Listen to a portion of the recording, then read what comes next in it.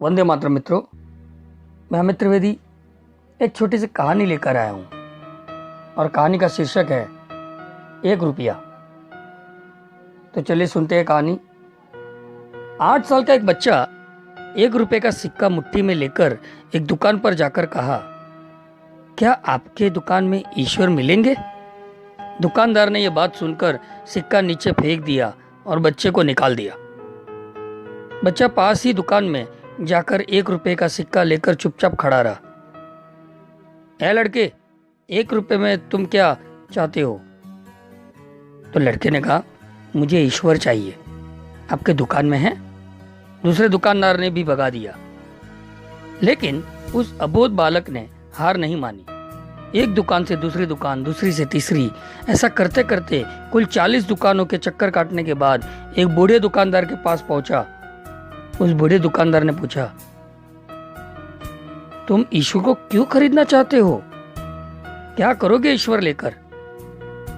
पहली बार एक दुकानदार के मुंह से यह प्रश्न सुनकर बच्चे के चेहरे पर आशा की किरणें लहराई।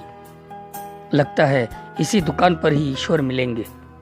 बच्चे ने बड़े उत्साह से उत्तर दिया, इस दुनिया में माँ के अलावा मेरा और कोई नहीं है।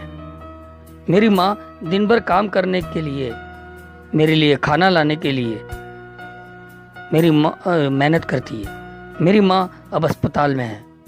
अगर मेरी माँ मर गई तो मुझे कौन खिलाएगा? डॉक्टर ने कहा है कि सिर्फ ईश्वर ही तुम्हारी माँ को बचा सकते हैं। क्या आपके दुकान में ईश्वर मिलेंगे? दुकानदार ने कहा, हाँ मिलेंगे। कितने पैसे हैं तुम्हारे पास? बच्चे ने कहा, सिर्फ 1 रुपया। कोई दिक्कत नहीं है, 1 रुपये में ही ईश्वर मिल सकते हैं। दुकानदार बच्चे के हाथ से 1 रुपया लेकर उसने पाया कि 1 रुपये में एक गिलास पानी के अलावा बेचने के लिए और कुछ भी नहीं है। इसलिए उस बच्चे को फिल्टर से एक गिलास पानी भरकर दिया और कहा, यह पानी पिलाने से ही तुम्हारी माँ ठीक हो जाएगी। अगले दिन कुछ मेडिकल स्पेशलिस्ट उस अस्पताल में गए। बच्चे की माँ का ऑपरेशन हुआ और बहुत जल्दी वह स्वस्थ हो उठी।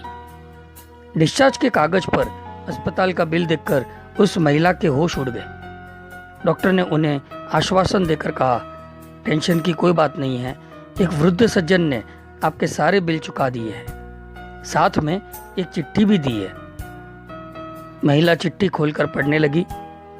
उसमें लिखा था, मुझे धन्यवाद देने की कोई आवश्यकता नहीं है।